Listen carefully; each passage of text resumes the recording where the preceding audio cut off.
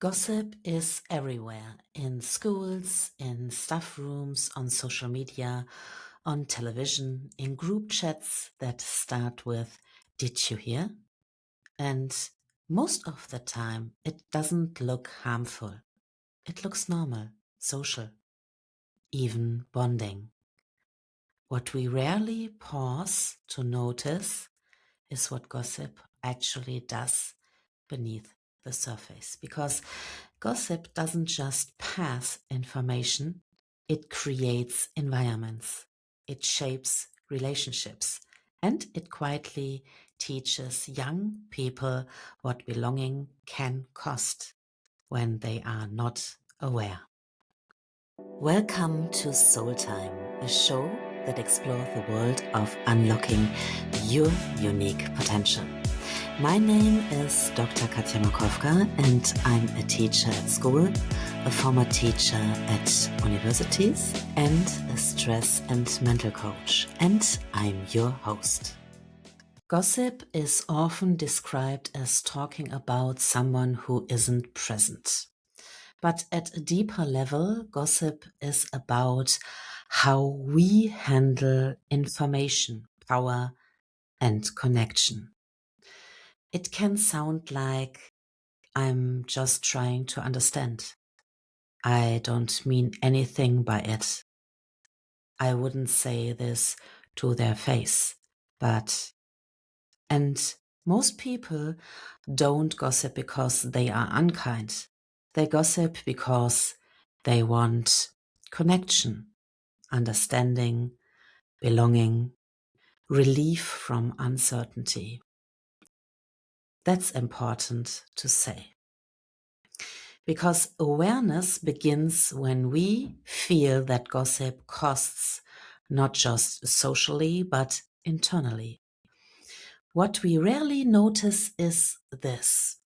Every gossip moment contains a choice, a quiet one, often unconscious. A choice to join, stay silent, redirect, or walk away. And children and students face this choice constantly.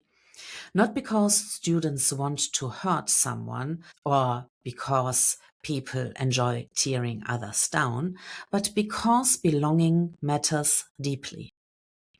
Especially for young people, connection and being in often feels safer than being left out.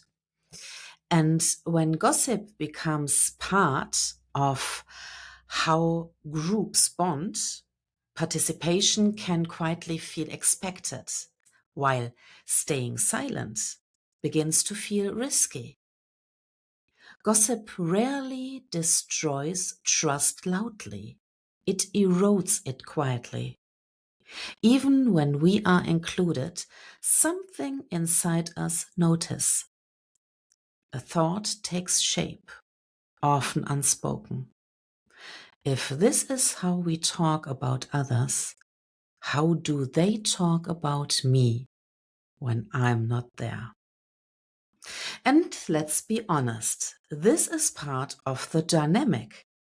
Nobody is an exception in these kinds of connections. It's a silent agreement. I'm okay with gossip, and that includes everyone. So trust becomes thinner.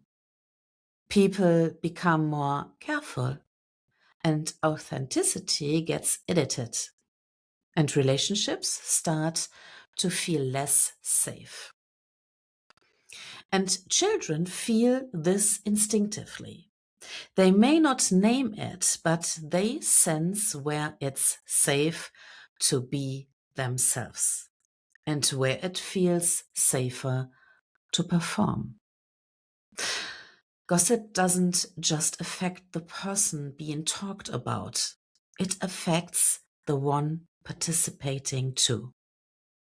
Over time, it can create inner discomfort, disconnection from personal values, or a slightly loss of integrity because something doesn't quite align anymore. And many adults know this feeling, that quiet moment afterward where something feels off, even if nothing dramatic happened. Children learn from this too. They learn whether staying true to themselves is rewarded or risky. And young people don't learn values from speeches. They learn them from patterns. They watch. They watch how adults talk about others, how we handle disagreement, how we speak when someone isn't present. And from this, they learn what creates belonging, what threatens it, what's expected to stay connected.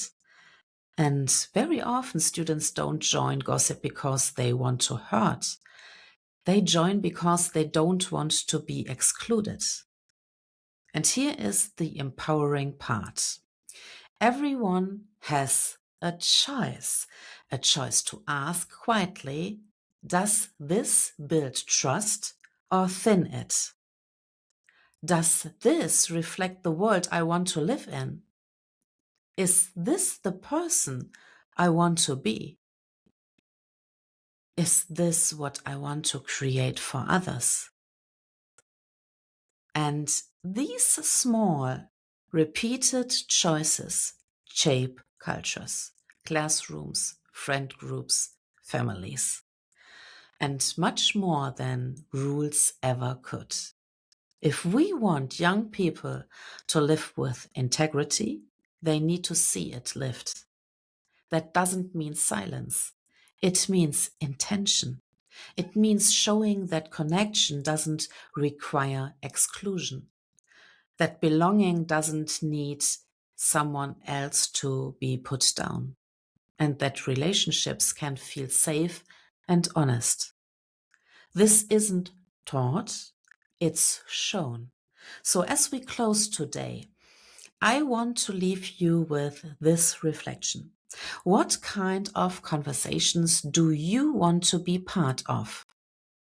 And what kind of world do those conversations quietly create? Because every exchange shapes something, and the environments our children grow up in are built from moments just like these.